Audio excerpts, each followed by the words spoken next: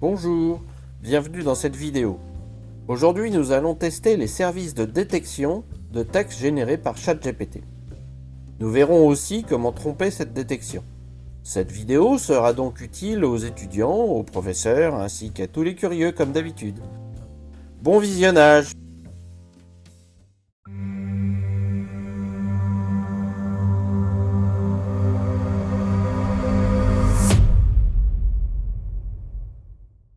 Alors, pour pouvoir tester les détecteurs de textes générés par ChatGPT ou des IA d'une manière générale, on est obligé donc de générer un petit texte en anglais, puisque la plupart marchent seulement en anglais. Peut-être un jour ils marcheront dans d'autres langues, mais pour l'instant déjà on va voir si c'est fiable en anglais. Alors je lui fais écrire une petite histoire à propos d'un chat marrant qui voyage tout autour du monde et à qui il arrive tout un tas d'aventures amusantes. Alors on va lui demander de me générer tout ça avec à peu près 1000 mots. Donc ça c'est pour être sûr qu'on ait suffisamment de volume pour que les outils de détection aient quelque chose effectivement à nous proposer, qu'il y ait suffisamment de texte pour faire l'analyse. Et puis je vais lui dire, alors je modifie un peu ma requête, je vais lui dire de se mettre dans la peau d'un écrivain professionnel qui a déjà écrit plusieurs livres avec succès. Donc tout ça pour que quand même il y ait beaucoup de soins qui soient apportés à la rédaction et que on se mette dans des conditions proches d'un humain, d'un texte généré par un humain. On va voir justement dans ces conditions comment se passe la détection. Alors il faut lui indiquer donc les 1000 mots. Donc tu me génères un texte qui doit avoir 1000 mots environ. Voilà. Et on va voir ce qui nous sort.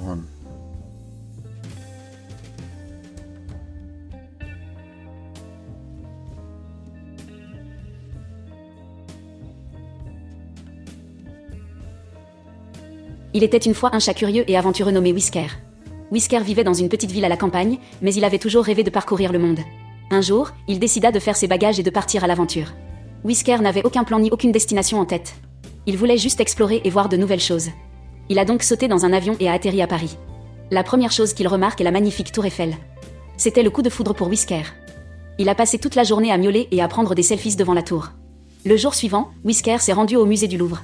Alors qu'il admirait la Joconde, il a entendu du bruit provenant de l'exposition sur l'Égypte. Étant un chat curieux, il décida d'aller voir. À sa grande surprise, il est tombé sur un groupe de momies qui s'était animé. Elles dansaient au rythme de la musique jouée en arrière-plan. Whisker s'est joint à elle et a dansé comme jamais auparavant. Après Paris, Whisker a pris un train pour l'Italie, où il a découvert les joies de la pizza. Il dévore tant de parts qu'il prend quelques kilos. Mais il n'est pas inquiet. Il avait la solution parfaite à sa prise de poids, le yoga. Whisker a passé le reste de la journée à pratiquer ses poses de yoga dans un magnifique parc de Rome. Ensuite, Whisker a sauté sur un bateau pour la Grèce. Il a passé ses journées à bronzer sur les plages de Santorin, à siroter des cocktails à l'herbe à chat et à écouter le bruit apaisant des vagues. Mais ses jours paisibles en Grèce ont été de courte durée. Un jour, il s'est battu avec un chat local pour un poisson. Whisker est sorti victorieux mais a eu une égratignure à la patte. Heureusement, il trouva un chat au grand cœur qui lui proposa de soigner sa blessure avec des herbes. Whisker a continué son voyage, et son prochain arrêt était l'Égypte. Il était ravi de voir les pyramides et le Sphinx. Il a même eu la chance de monter sur un chameau. Mais le point culminant de son voyage en Égypte a été la visite d'un temple de chats. Le temple était rempli de chats qui se prélassaient et étaient vénérés par les humains. Whisker s'est senti comme un roi dans le temple et a passé toute la journée à faire la sieste et à se faire dorloter. Après l'Égypte, Whisker s'est rendu en Inde. Il était fasciné par la culture et les bâtiments colorés. Un jour, il est tombé par hasard sur une cérémonie de mariage et a décidé de participer aux festivités. Il a dansé, mangé et s'est même fait tatouer du henné sur les pattes. Whisker a ensuite voyagé au Japon, où il a découvert son amour pour les sushis. Il était fasciné par la culture japonaise et s'est même essayé à l'origami. Mais sa maladresse a pris le dessus et il a fini par faire des dégâts. Finalement, Whisker a décidé qu'il était temps de rentrer à la maison. Il avait vu tant de choses étonnantes et rencontré tant de chats et d'humains intéressants. Il monta dans un avion et atterrit dans sa petite ville. En marchant dans la rue, il a vu des visages familiers et a ressenti un sentiment d'appartenance. Mais il se sentait aussi différent. Il était devenu plus sage, plus courageux et plus aventureux. Whisker a réalisé que voyager à travers le monde ne consistait pas seulement à découvrir de nouveaux endroits. Il s'agissait de découvrir de nouvelles parties de lui-même et d'apprendre à connaître le monde. Et cela, pensait-il, était la plus grande aventure de toutes. Alors, c'est réussi. Donc maintenant, nous allons sélectionner ce texte pour pouvoir l'injecter dans les différents outils de détection.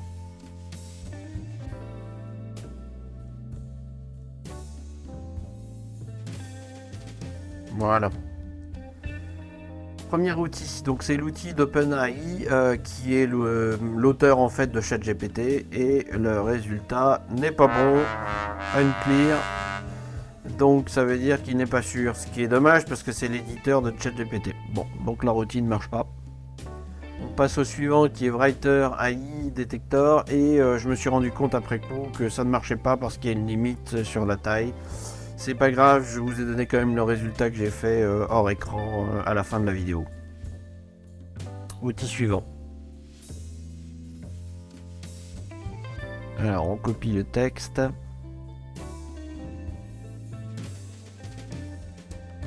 On va lancer la prédiction, ils appellent ça comme ça. 74% que ce soit un mélange humain à intelligence artificielle. Bon, c'est pas vraiment franc comme résultat. Vous aurez tous les liens pour accéder à ces outils qui sont dans la description.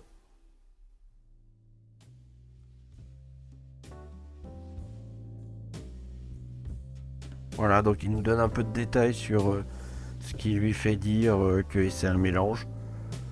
Donc plus c'est rouge, plus c'est susceptible d'être écrit par une intelligence artificielle. Voilà, donc ça c'est le truc un peu sympa, c'est d'avoir un peu de détails.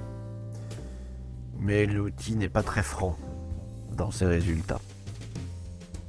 C'est pas le seul à faire ça, on en verra d'autres, hein, à nous donner un peu de détails. Ok, donc on va passer à l'outil suivant. Copier, colle. Donc fake à 81%, donc c'est une belle réussite. Voilà. Et réel à 18% quand même. C'est pas super net, mais c'est quand même net.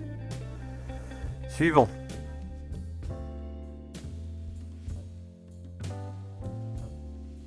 « 89% sûr que c'est une intelligence artificielle, test réussi. » Suivant. Là, on va lancer la détection.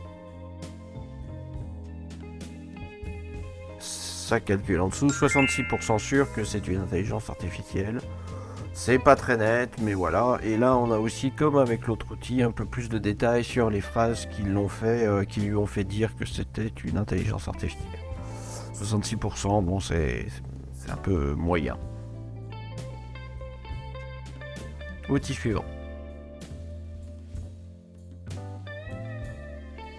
Alors, fake à 10%, donc c'est-à-dire 10% de sûr que c'est une intelligence artificielle, c'est un échec.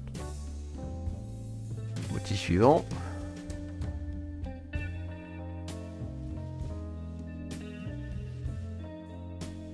Alors, le résultat est en dessous, faut scroller, c'est pas très bien fichu, je trouve. 100% certain que c'est une intelligence, donc ok. Test très réussi. Bravo.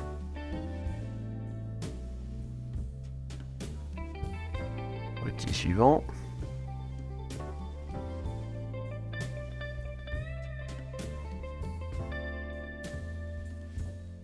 Alors oui, il y a une limite sur le nombre de mots qu'ils appellent token.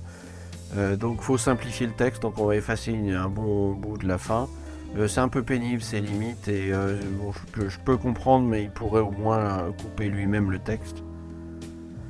Donc bon, c'est bon, je l'ai fait en accéléré. Voilà ce que ça donne. Likely, donc il y a des chances pour que ce soit du GPT-2. Je considère que c'est bon, et c'est quand même un peu mou aussi comme résultat. Voilà, donc on a une petite courbe avec des graphes. Bon, très bien.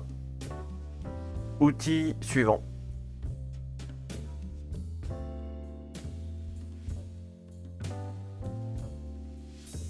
Alors, faut scroller. Peut inclure des parties générées par une IA. c'est trop faible, je considère que c'est un échec. Alors là, c'est pareil, il nous donne un peu de détails. Bon, c'est un peu dommage, hein, c'est 100% généré par une IA et peut inclure des parties. Bon, dommage. Alors celui-ci est intéressant, mais il ne donne pas un résultat très net. C'est à nous de débrouiller le vrai du faux. Vous allez voir un petit peu ce que ça donne. Donc il nous donne un graphe comme ça. Quand vous avez une belle barre verte avec très peu de rouge, voire pas de rouge du tout, moins il y a de rouge, plus on est sûr que c'est une intelligence artificielle. Alors comment il marche? Il essaye de générer et de prédire les mots dans les phrases. Et s'il a la même prédiction que le texte, c'est que c'est généré par une IA. Et si c'est pas la même, le texte est en rouge et donc c'est plutôt une preuve, entre guillemets, que ce soit généré par un humain. Donc c'est original comme principe. On peut dire que là, bon, c'est pas très net, mais c'est bon. Alors celui-ci. Donc, contenu d'intelligence artificielle détecté, 93%. Quand vous regardez sur le texte en rouge, c'est là où vous avez les pourcentages. Très bien.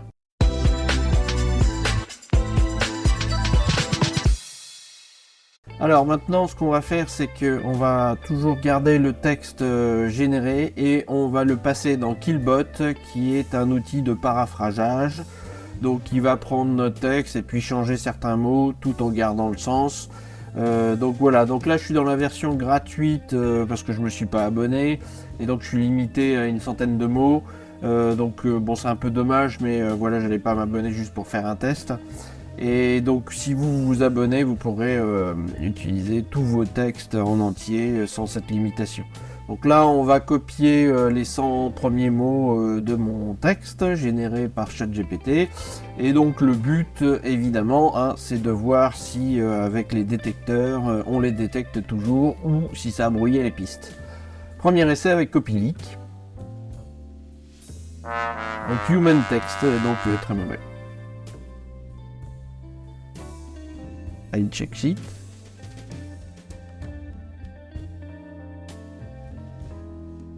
« 100% généré par un humain. » Mauvais. GPT 0.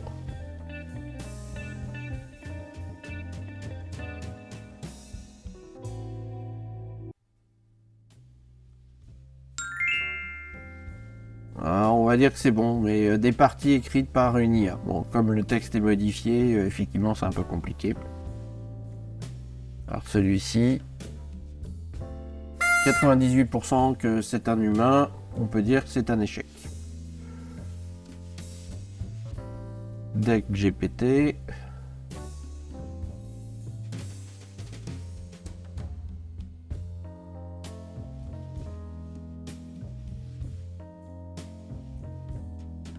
Alors c'est un peu long. Il est souvent très long celui-là. Sur un texte limité. Et donc probablement pas une IA. Donc c'est un échec. Il est long pour rien. Celui-ci, predicting, donc réel, humain, donc à 99%, c'est un échec.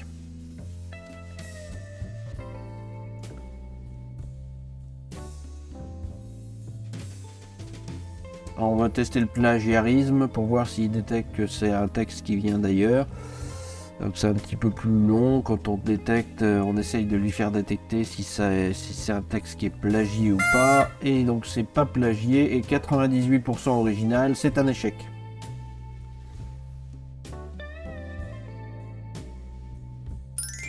« 91% sûr que c'est une intelligence artificielle, c'est une superbe réussite. »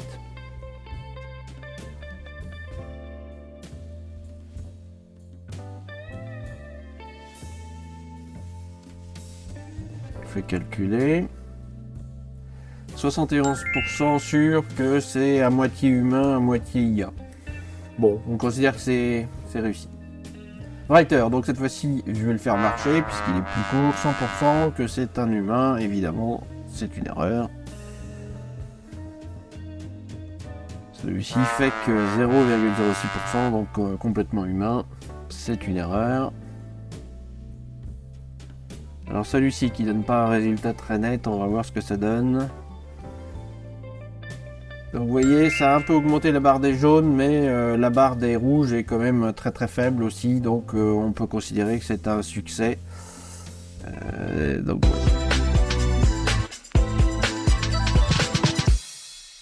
Donc là, en fait, on va faire la même chose avec un autre outil qui s'appelle GPT-. Donc on reprend le texte original et on va le copier dans GPT-1. Et lui, il n'a pas de limitation, donc on va pouvoir avoir un texte en entier. Et vous voyez, il nous souligne les mots qu'il a substitués. Alors on va voir ça.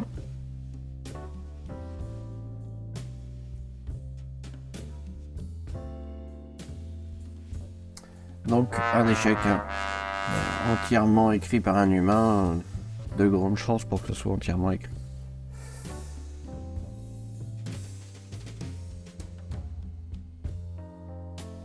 « 0% intelligence artificielle, un échec. »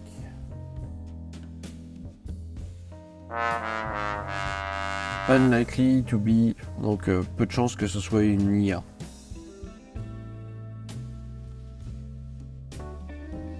Human text, donc texte écrit par un humain, un échec. 100% certain que c'est un humain, un échec. Donc là mon texte est trop long, il va falloir que je le simplifie, bon c'est vraiment très pénible.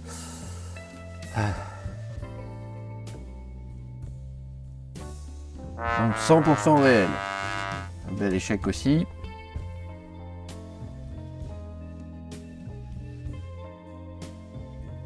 Donc il faut élaguer parce que voilà, il y a des limites. On y va.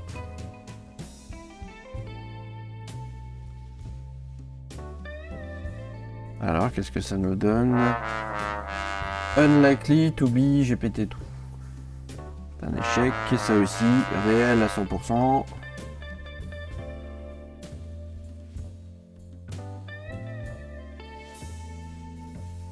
« 53% original, 47% AI. » Je décrète que c'est quand même beau. «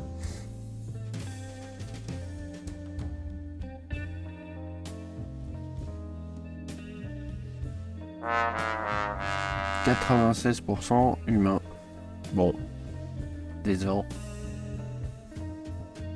Donc là, on a les limites du nombre de caractères. Il va falloir simplifier grandement. Allons-y. 100% humain. Bon, très mauvais. 100% humain.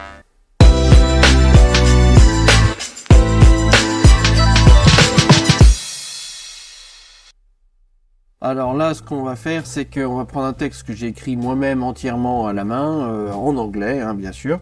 Et puis, on va le passer au détecteur d'intelligence artificielle pour être sûr qu'il n'y ait pas de faux positifs. Et donc, ça va être intéressant. Donc là, on va partir sur un texte que j'ai écrit il y a quelques mois qui concernait le problème de l'avortement aux États-Unis et des conséquences sur la vie privée. Et donc il ne le détecte pas comme intelligence artificielle, c'est entièrement écrit à la main. Il y a un petit doute sur la première phrase, vous avez vu, elle est un peu en jaune, mais enfin, très bien. Donc il est entièrement écrit à la main, hein. En anglais évidemment, parce que voilà, ces outils n'acceptent pas le français. Donc j'ai pris un texte que j'ai écrit en anglais il y a longtemps. Très bien, humain, parfait.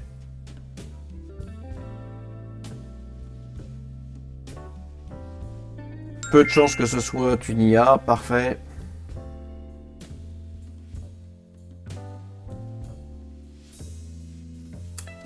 Contenu d'intelligence artificielle détecté. Donc vous voyez, en fait, c'est un truc très bizarre, c'est que c'est que la fin, donc ça m'a l'air d'être plutôt un bug. Parce que vraiment, sur tout le début, il détecte rien, et à la fin, il détecte tout. Donc c'est très bizarre, vu qu'il n'y a pas de différence entre le début et la fin, je les ai écrits au même moment. Étrange. 100% humain, parfait.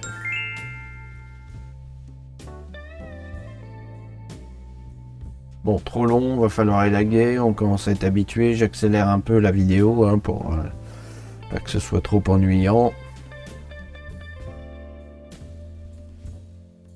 Allez, ça va être bon. Non, encore un petit peu. Voilà, 100% humain. Très bien.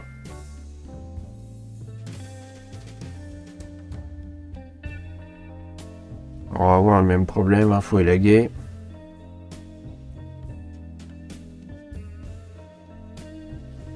Alors, toujours long celui-là.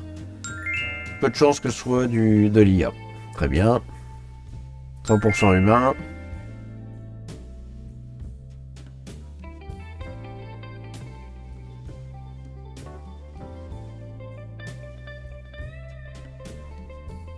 « 100% humain.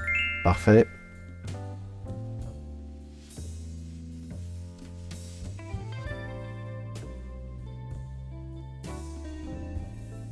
98% humain. Parfait. Donc faut élaguer beaucoup, celui-là n'accepte vraiment pas un contenu très épais. 99% humain. Bon, il y a 1%, je sais pas d'où il sort. 100% humain quasiment. Alors celui-ci qui donne pas de résultat très net. Alors on voit que la barre rouge des rouges a largement augmenté, elle était très basse avant, et donc ça signifie plutôt un contenu humain, puisqu'il a eu du mal à prédire les mots, et donc voilà.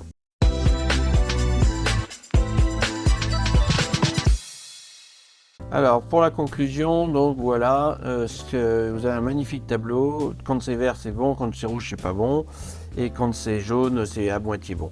Donc on voit que celui qui détecte le mieux dans toutes les circonstances, même si c'est pas parfait, c'est 0 GPT, et qu'il peut y avoir du faux positif, et que plus évidemment on modifie le texte par un outil comme GPT-1, plus c'est difficile à détecter par tous ces outils de détection. Donc la détection est loin d'être parfaite, et on peut passer à côté, il n'y a pas vraiment de miracle ici. Donc voilà, conclusion mitigée, il est fort possible que vous passiez à côté d'un texte